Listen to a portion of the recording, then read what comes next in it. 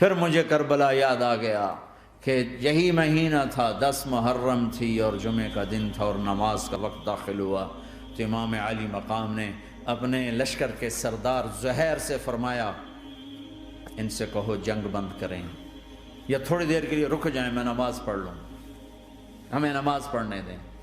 تو زہیر نے گھوڑا آگے بڑھا کر کہا شمر سے تھوڑی مہلت دو، ہم نماز پڑھ لیں، پھر تم نے جو مرضی کرنا ہے، نماز تو پڑھنے دو۔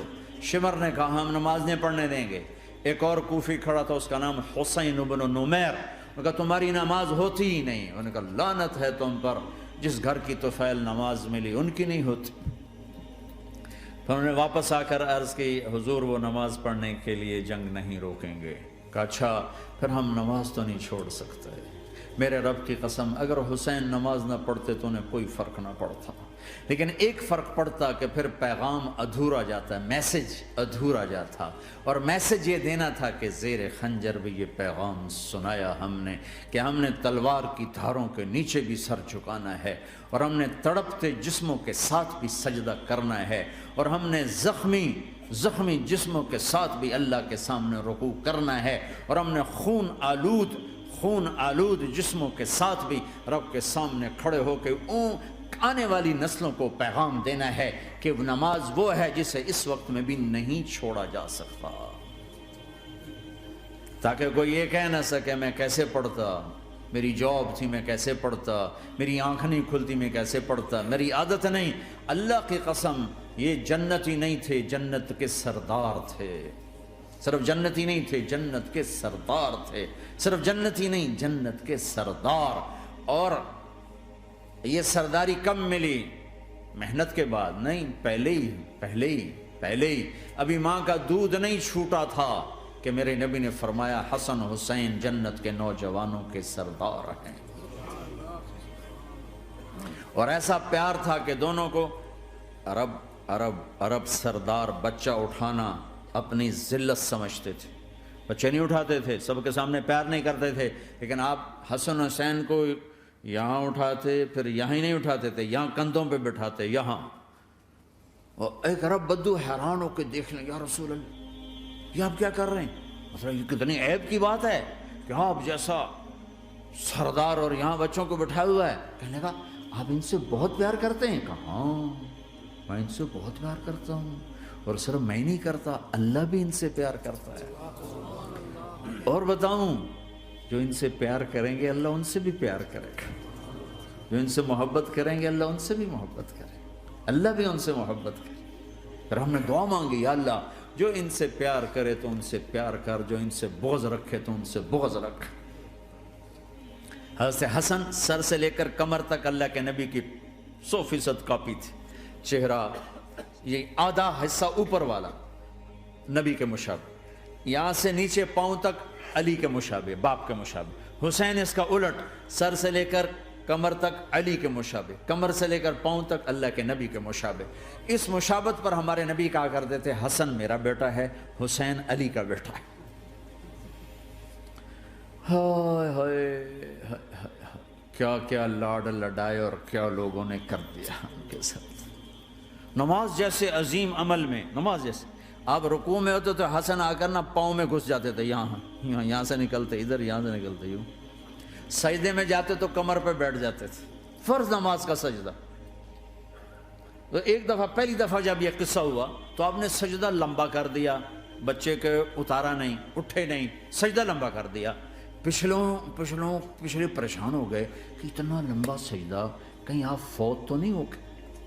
تو جو پہلی صف میں تھے نا انہوں نے یوں کر کے دیکھا، چکر کی وہ دیکھا تو حسن کمر پہ چڑھے ہوئے، تو قریب ایک آدمی نے آگے ہاتھ بڑھا کے کھینچنا چاہا، تو آپ نے یہاں سے دیکھا ہاتھ آ رہا ہے، تو آپ نے اپنے ہاتھ سے یوں اشارہ، نماز میں یوں اشارہ کیا کہ میرے بچوں کو نہ چھوڑو۔ جب حسن خود اترے پھر آپ سجدے سے اٹھے۔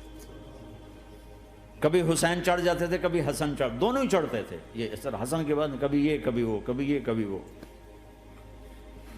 اور آپ حسن کو جب چھوٹے تھے زیادہ حسن، تو آپ حسن کو یوں زبان دکھاتے، اتنا بڑا عظیم نبی کیا ہو رہا ہے، تو وہ زبان، آپ کی زبان بڑی سرخ خوبصورت، تو وہ بچہ سمجھتا شاید یہ کوئی کھانے کی چیز، تو آگے یوں ہاتھ مارتا ہے، پکڑنے کے لیے ہاتھ مارتا، پھر وہ بیٹھ جاتے، پھر آپ کہتے ہیں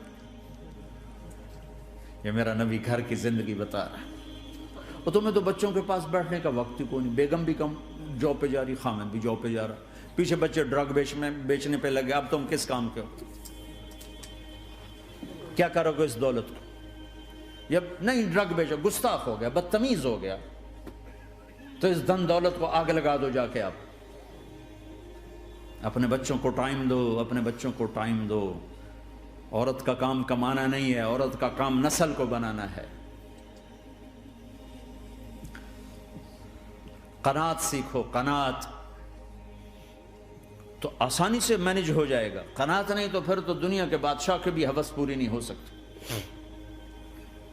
کھیلتے تھے، حسن حسین کی کشتی کراتے تھے، دونوں بھائیوں کی کشتی کراتے۔ ایک دفعہ دونوں کی کشتی ہو رہی اور حسین ذرا کمزور پڑ رہے تھے، تو آپ اس کو شاباش دیتے، شاباش شاباش شاباش۔ تو حضرت فاطمہ کہنے لگی، ماں بھی بیٹھی تھی، کہنے لگی یا رسول اللہ آپ حسین کو شاباش دے رہے ہیں، حسن کو کیوں نہیں دے رہے؟ تو آپ نے کہا یہ جبریل میرے پاس کھڑا ہوا ہے، یہ بھی حسین کو شاباش دے رہا ہے، تو میں بھی حسین کو شاباش دے رہا ہوں۔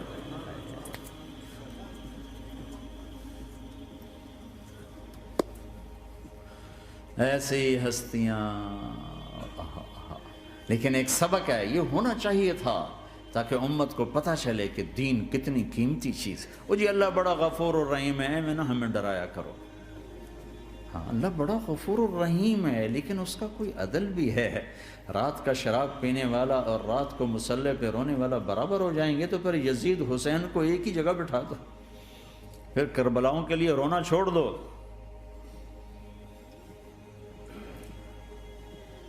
رات کو ناچنے والی، رات کو رونے والی برابر ہو جائیں گے، سود کھانے والا، حلال کھانے والا برابر ہو جائیں گے، شراب بیچنے والا اور مزدوری کرنے والا برابر ہو جائیں گے، جھوٹ بولنے والا، سچ بولنے والا برابر ہو جائیں گے۔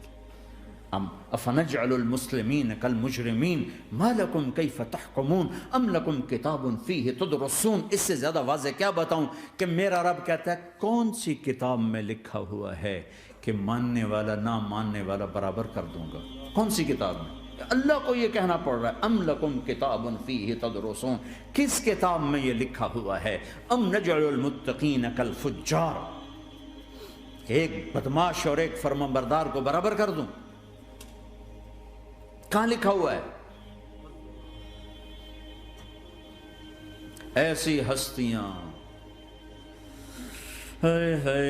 جنگ سے پہلے اونگ آ گئی، آنکھ کھلی تو ہنسنے لگے۔ بہن نے پوچھا یہ تو ہنسنے کا موقع نہیں، کیوں ہنسے ہو؟ زینب کہا بہن اللہ کے نبی خواب میں آئے، فرما رہے ہیں بیٹا میں لینے آ چکا ہوں، تو اب نہ پڑھے نماز، اب کیا مسئلہ ہے؟ جنت کے لیے تو کرنا ہے سب، یہ جنت کے لیے تو کر رہے، اللہ کے لیے تو کر رہے کہ زر دادن و جان دادن نہ آئے از لذت دیدارش، خسرو چتواں گفتن سر دادن و جان دادن نہ دیدار خیارے۔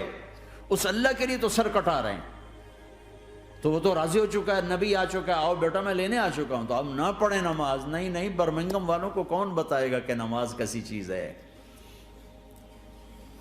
انہوں نے کہا جی وہ نہیں جنگ روک رہے، کہا پھر چلو نماز پڑھو، نماز تو نہیں چھوڑی جا سکتی۔ آدھوں کو روک دیا تم جنگ کرو، آدھوں سے کہا تم نماز پڑھو، آدھوں نے نماز پڑھی، آدھوں نے جنگ کی۔ پھر جنہوں نے نماز پڑھی انہوں نے کہا تم آگے بڑھ جاؤ، ان سے کہا تم جا کے پیچھے اللہ کے بارگاہ میں سجدہ کرو۔ 1400 سال کی تاریخ میں ایسے نمازی میری نظروں سے نہیں گزرے، پر ایسی نماز نہیں پڑھی گئی نبی کے زمانے کے بعد۔ آپ نے بھی صلاۃ خوف ایک پڑھی تو نبی ہوتا ہے، اور کیا ان کا حال تھا، خون و خون، اپنے خون سے وضو کیے یا کربلا کی مٹی سے تیمم کیے؟ جب سجدوں میں سر رکھ کے سبحان ربی الاعلی کہا ہوگا تو دھرتی میں کیا ہلچل مچی ہوگی۔ نماز نہ چھوڑا، نماز نہ چھوڑنا، کوئی عورت نہ کوئی مرد، نماز نہ چھوٹے۔